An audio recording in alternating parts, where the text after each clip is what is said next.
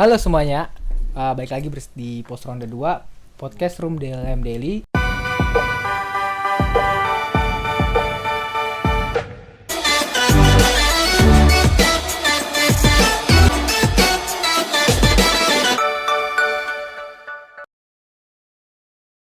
Mungkin di sini kita akan membahas tentang legislasi, tapi sebelum itu perkenalkan saya podcaster dengan nama Dana Trisna Firdaus dari jurusan S1 Akuntansi, dan di sini kita ditemani oleh dua narasumber kita, yaitu aku Dava Amar Pratama, biasa dipanggil Damar. Aku dari jurusan Ilmu Ekonomi Studi Pembangunan angkatan 2020. Di sini di dalam ini aku jadi Wakil Ketua 1 dalam FEB 2022 yang bertanggung jawab kepada Komisi Pengawasan 1 dan Komisi Legislasi. Oke, selanjutnya dari Mbak siapa nih? Saya Dinanati Fadila. Saya dari jurusan Ilmu Ekonomi Studi Pembangunan angkatan 2020 sama kayak Damar. Dan di sini saya diamanahi sebagai Kepala Bidang Komisi Legislasi. Oke, siap. Berarti sama-sama ISP nih ya. Sama. Gimana nih UASnya ISP nih?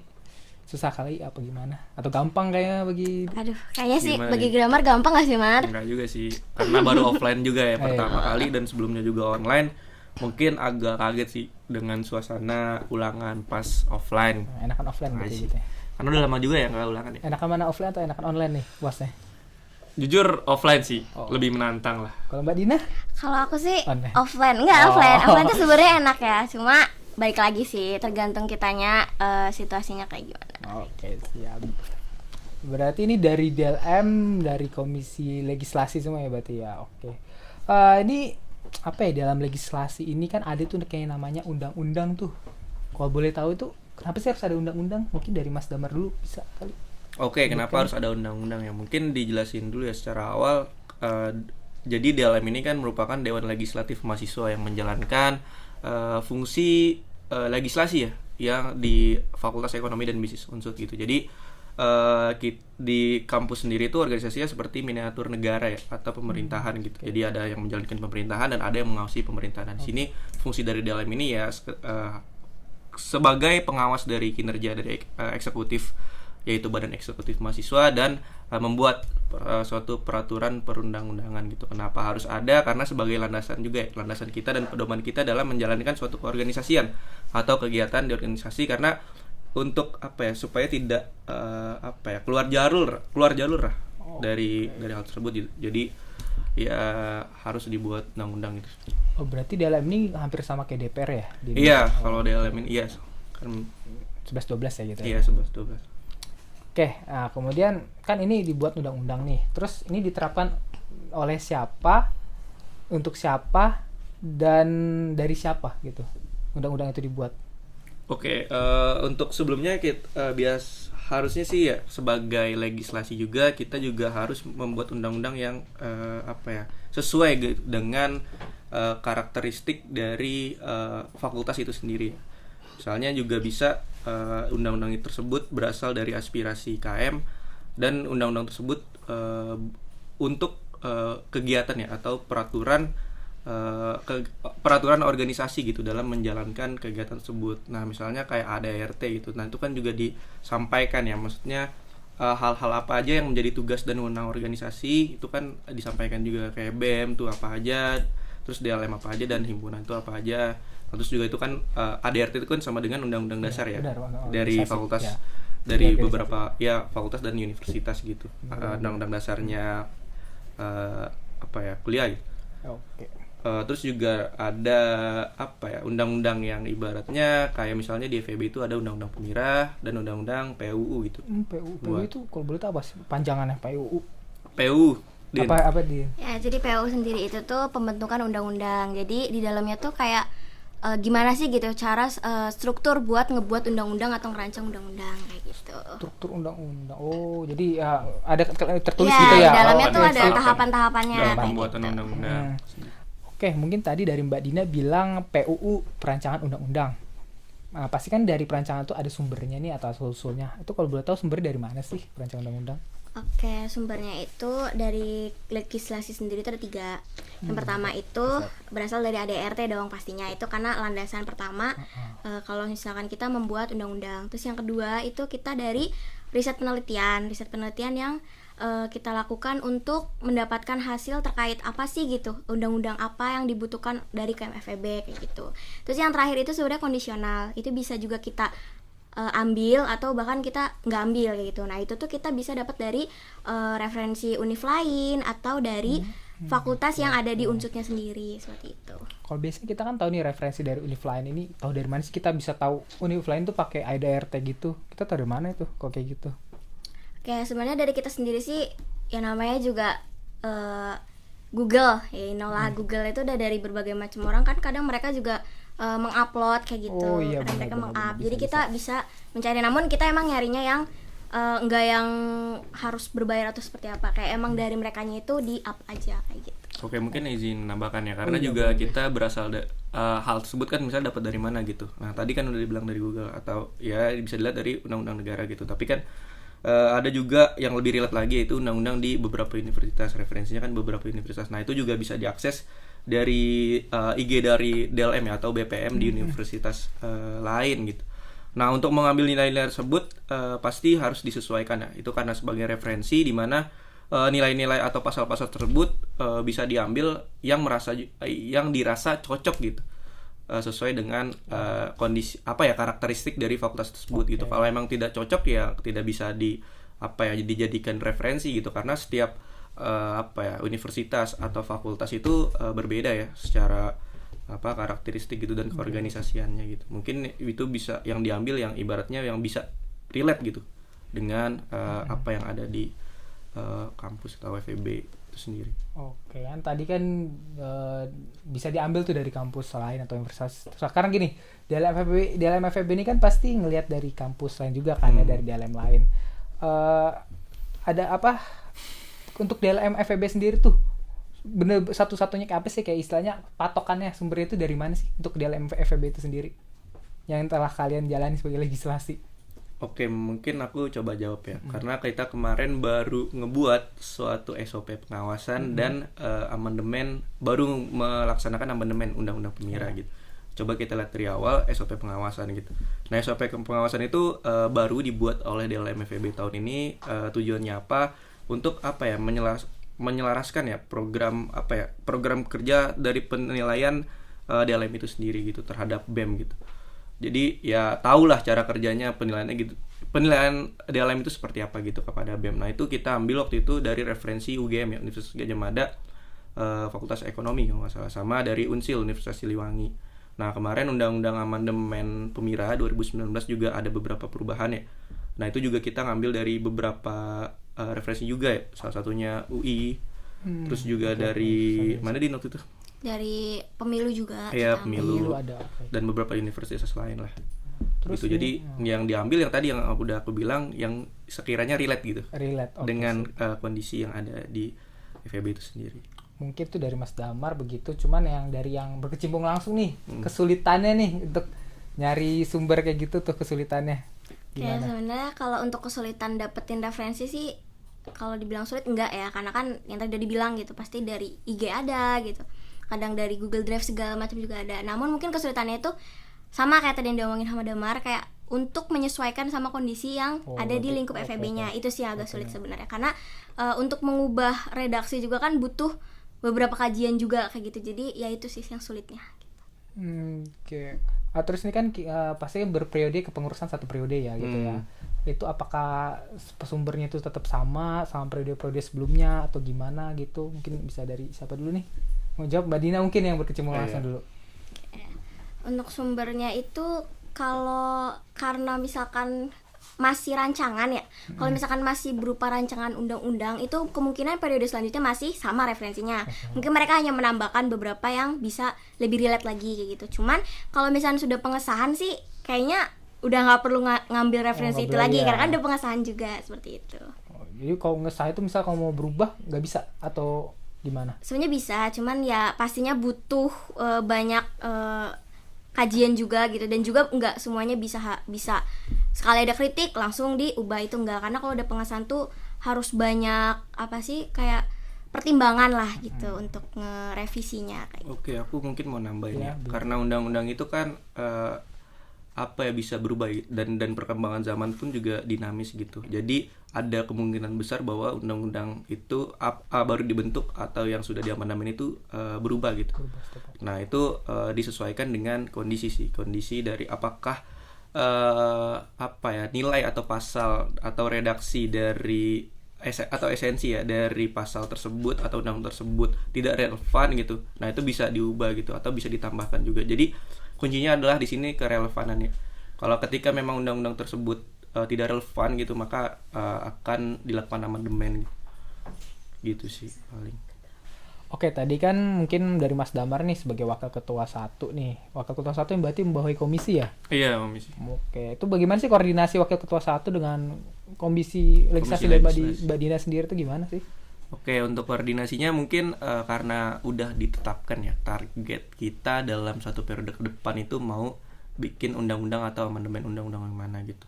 Mungkin aku bisa sampaikan aja nih sekalian juga. Jadi ada 3 target undang-undang yang akan kita buat di periode ini atau hasil amandemen. Kemarin baru selesai satu, yaitu tentang amandemen Undang-Undang Pemira tahun 2019. Itu baru selesai minggu kemarin ya kalau nggak salah. Nah itu baru selesai itu. Nah selanjutnya sedang ada riset penelitian ya untuk undang-undang pengawasan gitu. Jadi kita mau ngebuat suatu apa ya ibaratnya sebagai landasan lah riset itu gitu. Jadi riset itu disebar melalui kuesioner KKM gitu. Apakah perlu undang-undang pengawasan ini dan adakah kritik dan apa ya hasil apa ya tanggapan lah kalau bisa ide gitu terkait undang-undang pengawasan ini. Jadi lagi mau bikin undang-undang pengawasan dan nantinya insya Allah ketika memang undang-undang pengawasan sudah selesai kita mau bikin apa ya minimal rancangan undang-undang lah tentang PPKMB gitu. Tadi kan ada bahas amandemen UU Permira tuh. Apa sih dari dalam FEB itu sendiri kenapa mau melakukan amandemen Permira tersebut? Apa pertimbangan dan alasannya nih? Kalau boleh dari Mas Damar dulu deh. Oke, mungkin aku sebagai awalan mungkin nanti dijelaskan lebih sedikit lagi oleh Dina.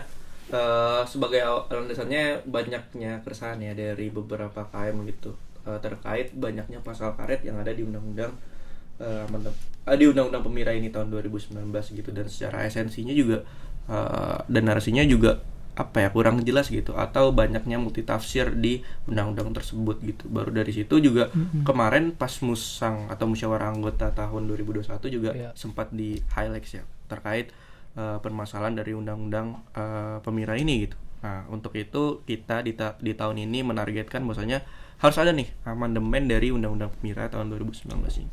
Nah mungkin untuk apa yang diubah mungkin bisa langsung Dina yang menjawab. Dari langsung legislasinya ya. Oke, gimana? Apa yang diubah nih Mbak Dina? Oke, sebenarnya untuk yang diubahnya memang tidak terlalu banyak ya. Mungkin ada beberapa yang kayak redaksinya yang diubah lebih bisa dipahamin, dan kalau untuk yang lebih perubahan lebih terlihatnya itu kayak dimasukkannya mekanisme persyaratan untuk peserta Pemira. Terus yang keduanya itu terkait pelanggaran-pelanggaran yang dilakukan untuk kepanitiaannya kayak untuk KPR atau bahwasanya seperti itu. Itu jadi garis besarnya share gitu ya.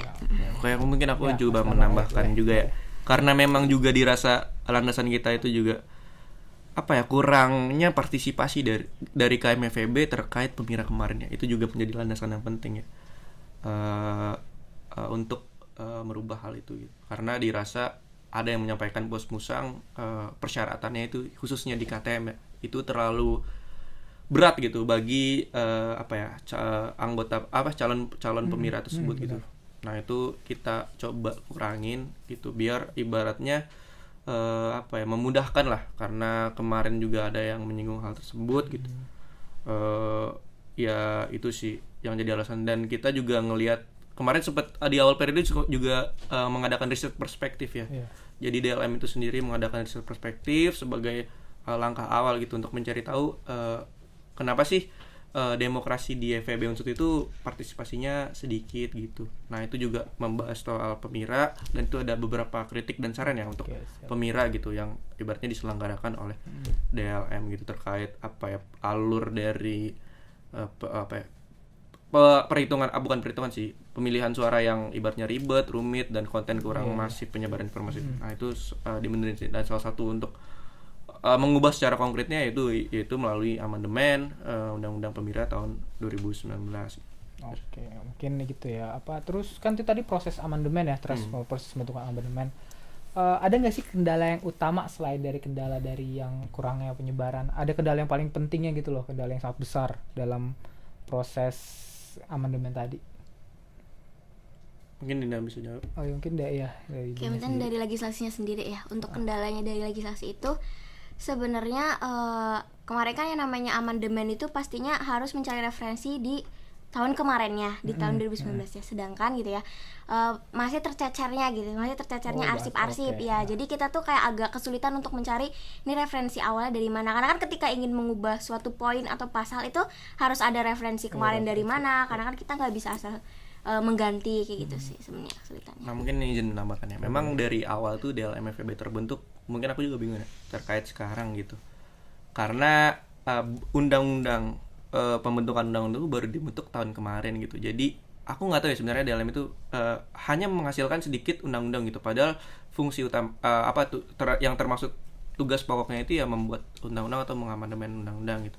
Cuman ya mungkin aku nggak tahu alasan kenapa dari DLM kemarin itu hanya membuat produk hukum ya ibaratnya masih sedikit gitu ya. Iya. Dan juga untuk membentuk suatu undang-undang juga belum jelas gitu, harus ada apanya dulu, harus ada apa. Nah itu baru terbentuk ketika tahun kemarin ya, tahun periode kemarin gitu. Jadi sekecil ya sesimpel naskah akademik dari undang-undang pemira itu juga tidak ada gitu dari undang-undang pemilihan 2019 ini. Padahal itu kan sebagai suatu landasan ya dalam membentuk salah satu landasan ya dalam membentuk undang-undang juga gitu. Nah itu sih yang jadi rumit. Jadi ya ibaratnya kita tahun ini mencoba untuk progresif ya, Iya, lebih ya baik. menghasilkan produk-produk terbaik lah. Oke, mungkin kan tadi tuh tentang permira nih. Kan nggak cuma permira nih undang-undang di FEB itu. Ada nggak sih kayak respon dari KM FEB itu terhadap undang-undang di FEB? Respon-respon kayak apa ya istilahnya? Bagaimana sih responnya gitu loh terhadap undang-undang di FEB si KM FEB itu? Oke, mungkin aku coba menjawab ya. Untuk respon kalau yang aku lihat bisa dibilang agak miris ya. Kenapa? Mungkin alasannya kalau misal terkait di periode ini gitu atau di beberapa forum masih minimnya gitu keterlibatan dari beberapa ya bisa dibilang KM lah. Kalau kita bisa dilihat kurang aktif gitu dalam mengkritisi suatu misalnya contoh kecil ya undang-undang gitu kayak kemarin di Forlek kemarin, atau kalau misalnya aku di komisi pengawasan ya itu mengadakan ya kan pasti mengadakan forum ya, salah satunya forum aspirasi gitu. Nah itu juga masih minim lah dari peserta KM lah bisa dibilang untuk menyampaikan aspirasinya gitu. Nah kemarin juga pun sama ya terkait Forlek terbuka ya, kalau Forlek terbuka kan itu untuk KM juga kan mengkritisi undang-undang, apakah undang-undang dirasa cocok atau apa. Nah itu juga sayang sekali juga agak minim yang nggak sesuai ekspektasi juga gitu. Tapi alhamdulillah kemarin di forum legislasi kemarin terbuka itu ya lumayan aktif gitu. Itu sih jadi pendapat dari KM itu agak ya susah lah. Gitu. Oke, mungkin saya bisa nanya nih pendapat dari kalian berdua kan sebagai legislasi nih. Bagaimana sih cara kalian itu untuk menarik perhatian KM FEB terhadap legislasi, mungkin dari membacanya atau memahaminya mungkin. Bagaimana sih cara kalian gitu? Ya mungkin aku dulu Mbak Dina. Bebas ya Mbak Dina. Damar Oke, dulu. oke, Damar dulu. Oke, dari aku dulu ya. Sebenarnya kita nggak bisa nyalain KM juga kan. Misalnya dia sedikit forum atau segala macam gitu. Tapi kan ibaratnya kita sebagai yang menjalankan suatu organisasi gitu. Kita punya tanggung jawab untuk hal itu gitu. Untuk solusinya sih paling untuk menarik KM ya penyebaran konten yang kreatif juga ya, atau berkualitas juga gitu. Dimana penyebarannya itu juga masif juga ke KM-KM gitu ya. Entah itu melalui platform media sosial atau sekarang kan offline kita bisa nempelin pamflet nih. Benar. Kan itu offline kayaknya lebih enak gitu terkait hal itu. Mungkin itu sih untuk menarik KM. Nah, sebenarnya agak jarang sih ya aku bisa bilang ya untuk untuk mau gitu aktif dalam forum legislasi, karena juga ada beberapa minim yang pengetahuan ya. Kalau misalnya kemarin di riset, data dari riset kan ada pertanyaan gitu, kenapa sih nggak ikut forum gitu. Ya yang paling besar ya Jawaban apa? dia pertanyaan ya jawabannya karena penyebaran informasi yang kurang masif kurang, atau dianya nggak ngerti gitu terkait pembahasan. Nah makanya di komisi legislasi ini ada yang namanya proker Lespedia. Lespedia. Apa itu Lespedia kalau boleh tahu dari Mbak Dina mungkin? Oke, untuk Lespedia-nya sendiri itu memang proker baru ya. Karena dari tahun kemarin kan komisi legislasi itu baru. Jadi untuk proker legislasi pedia sendiri itu kita semacam kayak infografis yang di dalamnya itu kayak ada lah gitu info-info terkait legislasi kayak baik pembentukannya seperti apa atau cara-caranya seperti apa. Namun kemarin itu kan baru di-up ya, mungkin teman-teman bisa lihat kali ya di media sosial IG DLFB Unsut itu ada. Itu mungkin di dalamnya ya terkait seperti apa sih gitu UU Pemira yang kita buat, terus kayak prosesnya akan seperti apa itu sebenarnya di situ akan di-up juga. Jadi biar lebih menarik gitu ya. Oke. Mungkin itu aja sih. Cuman ada nih kayak pertanyaan tambahan nih Q&A dari KMFEB ya, dari yang dilakukan oleh Biro Aliansi Eksternal dengan Biro Aliansi Media dan Informasi. Dari banyaknya pertanyaan, mungkin ada beberapa pertanyaan yang kayak sama aja, kira kita rangkum nih jadi 3 pertanyaan inti gitu loh. Mungkin yang pertama itu tahapan dalam buat undang-undang gimana sih tahapannya aja? Mungkin bisa jelaskan atau sebutkan deh, bebas deh. Mungkin dari aku kali ya, dari terkait yang proses lebih pembuatannya gitu ya. Kayak sebenarnya untuk pembuatan undang-undang itu umum sih ya, kayak di dalamnya itu ada penyusunan, tahap perancangan, terus juga ada penetapannya juga dan juga ada pengundangannya. Nah itu tuh ada awalnya kita tuh melihat dari undang-undang dari negara sendiri gitu kan. Cuman karena kita sudah mengesahkan UU pembentukan undang-undang tersebut, nah itu di dalamnya itu ada tahapan-tahapannya kayak gitu. Mungkin dari Mas Damar mungkin? Ya mungkin balik lagi ya, karena undang-undang itu menyesuaikan kebutuhan ya daripada kegiatan keorganisasian ya. Ya mungkin kita juga di salah satu visi misi dari DLM itu sendiri kan kita mau membuat produk hukum berbasis riset gitu. Jadi setiap ingin melakukan suatu atau membuat suatu produk hukum itu harus didasari juga riset sebagai landasan kita juga gitu. Apakah ini memang dibutuhkan, undang-undang tersebut dibutuhkan oleh KM atau enggak gitu, dan KM juga bisa mengasih ide lah terkait hal-hal apa yang harus ibaratnya yang baik gitu dalam undang-undang ini gitu. Jadi untuk penyusunannya sebenarnya ada ya di dalamnya, yaitu forum-forum yang forum ada 2 ya, forum tertutup sama terbuka gitu. Di mana forum tertutup itu disusun ini ya secara mau amandemen atau membuat produk itu forum tertutup disusun oleh DLM itu sendiri ya. Jadi DLM merancang dulu, dibikin dulu naskah akademiknya, dirancang segala macam. Habis itu ketika memang sudah disahkan oleh sudah disetujui ya, bukan disetujui oleh DLM, nanti ada namanya forlek terbuka. Nah forlek terbuka itu adalah forlek yang ibaratnya buat peserta semua KMFB boleh join gitu untuk mengkritisi apa yang dibuat oleh DLM gitu. Nah itu sih, itu secara sederhananya itu untuk tahapan. Jadi ketika udah forum terbuka karena banyak kritikan dan segala macam, itu biasanya di forum legislasi terbuka itu disahkannya produk hukum yang baru atau amandemen undang-undang yang baru sih. Oke. Kan itu kan dari DLM FEB sendiri tuh tahapannya. Apakah dari DLM FEB itu berbeda dengan DLM lain? Entah itu apakah sama gitu untuk tahapannya? Sebenarnya secara umum sama ya. Sebenarnya sama gitu. Ya terkait hal tersebut. Ya karena juga ya pasti mengarahnya kepada negara juga ya, dalam proses pembentukan referensinya paling ya secara garis besar sih ya bisa dibilang sama. Sama berarti ya intinya. Jadi kan ada bahas tuh forek terbuka. Kan saya juga pernah ikut forek terbuka waktu itu dari KMFEB. Ada nggak sih kayak apa sih ada ya orang yang untuk kayak ngeselin menanya-nanya terus, tapi bagaimana sih cara kalian menanggapi pertanyaan ngeselin kayak gitu? Pertanyaan ngeselin ya? Mungkin aku coba jawab ya, karena ngeselin itu kan berbeda ya penafsirannya.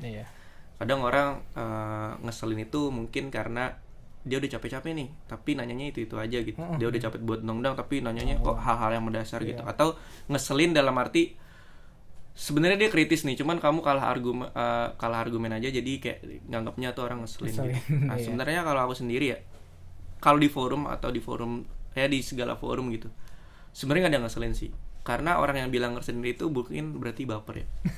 Mungkin orangnya baperan gitu dalam forum gitu. Mungkin. Iya, karena kan seharusnya ya udah nggak usah baperan gitu.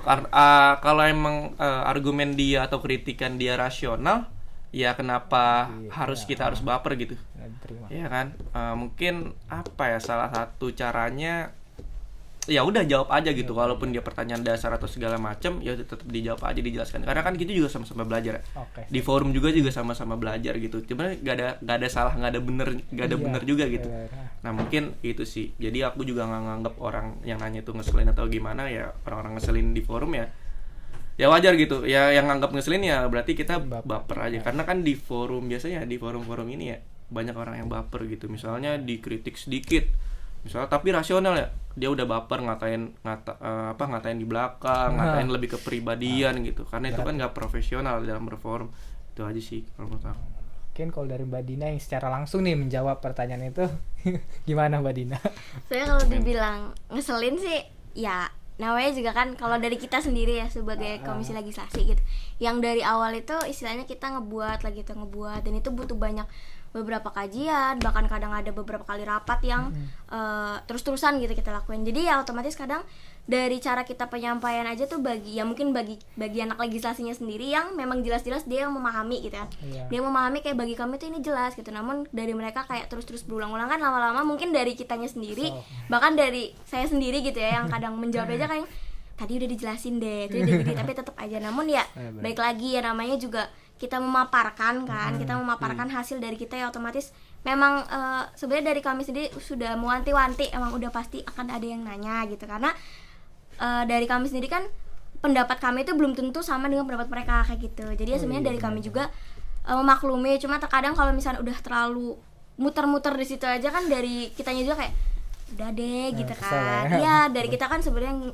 ngejar waktu juga. Sampai malam tuh. Betul. Mungkin ya kalau nganggepin kayak gitu ya mungkin ada dua sih, yaitu salah satu kebijaksanaan dan kedewasaan aja sih dalam berforum gitu. Itu aja sih. Ya udahlah, banyak emang Kira langsung biarin aja, santai Kita aja. aja ya. Jangan dong. Nah, terus nih ada pernah dengar namanya itu legal drafting. Legal drafting itu apa sih? Kalau betul mungkin dari Mbak Dina dulu deh. Oke, mungkin aku dulu ya. Oh, ya.